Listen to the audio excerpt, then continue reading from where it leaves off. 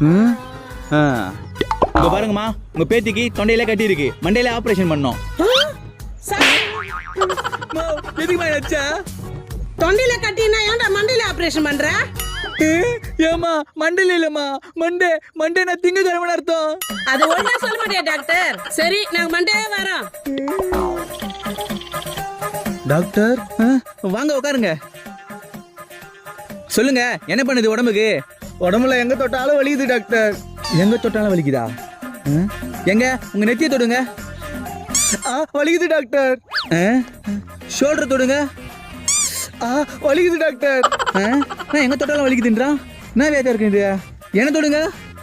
ஐயோ வலிக்குது டாக்டர். நான் இவன் கை ரெட்டா இருக்கு. நகை சுத்தி.